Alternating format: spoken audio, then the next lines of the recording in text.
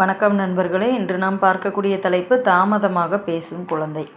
அதாவது ஒரு சில குழந்தைங்க பார்த்திங்கன்னா பெரிய குறைபாடுகள்னு எதுவும் இருக்காது பிறக்கும் பொழுது.